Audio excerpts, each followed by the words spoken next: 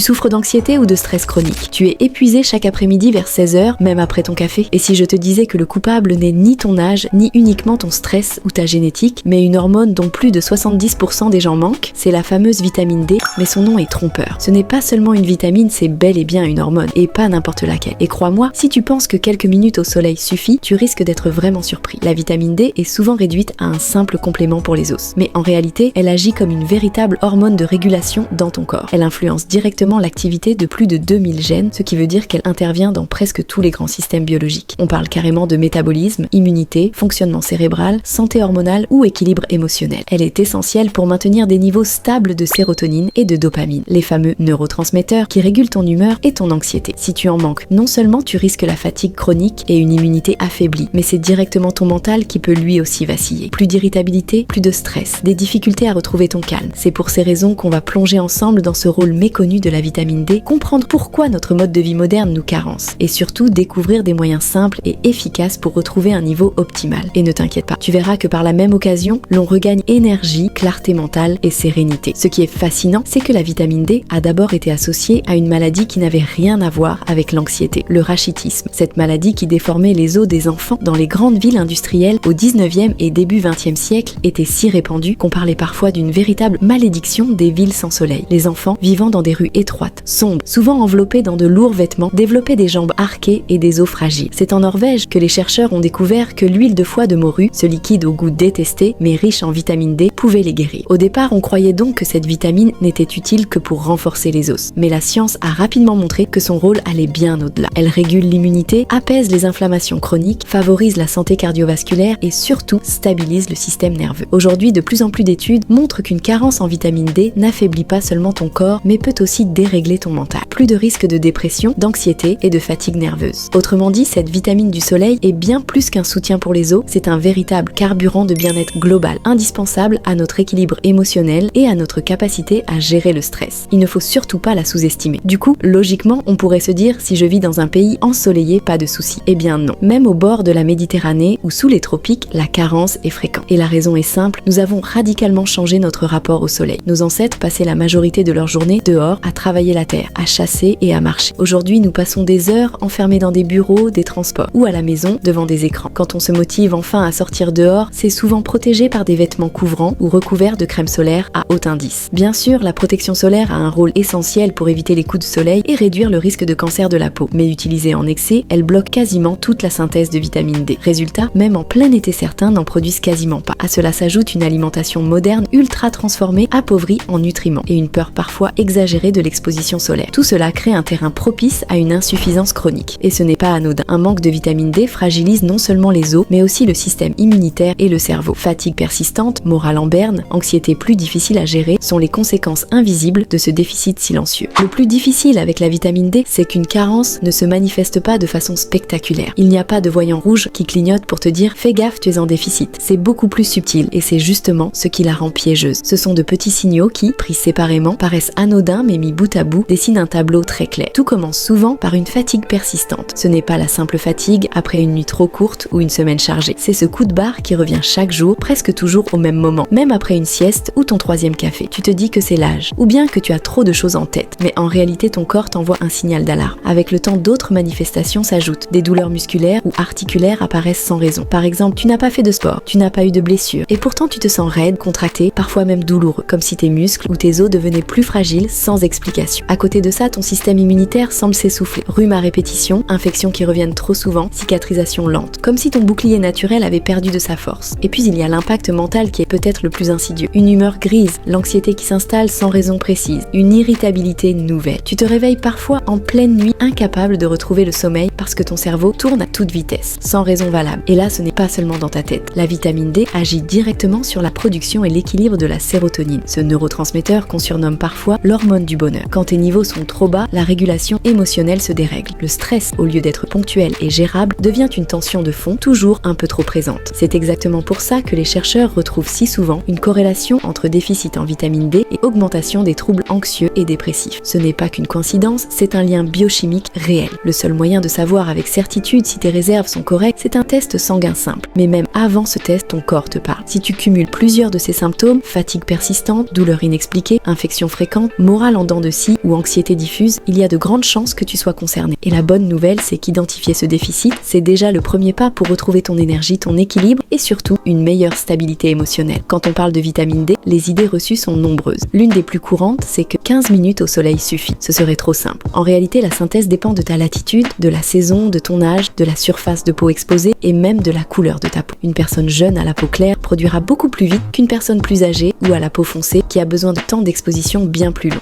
Autre croyance, les aliments fortifiés suffisent. Les quantités ajoutées sont trop faibles. Pour atteindre un niveau correct uniquement grâce au lait enrichi, il faudrait en boire plusieurs litres par jour. Et que dire des compléments? Beaucoup pensent qu'ils se valent tous, mais c'est loin d'être le cas. La vitamine D2 qu'on trouve parfois est beaucoup moins efficace que la D3. Et prendre de la D3 seule sans K2 peut poser problème, car cela favorise une mauvaise répartition du calcium. Enfin, il existe un mythe inverse. Croire que plus on en prend, mieux c'est. Or, comme souvent en nutrition, l'équilibre est la clé. Un excès de vitamine D peut être toxique et même entraîner de réelles complications. Bref, entre sous-estimation et excès, il faut trouver le juste milieu. La vie, c'est une question d'équilibre. Alors comment corriger cette carence qui touche une immense majorité de la population?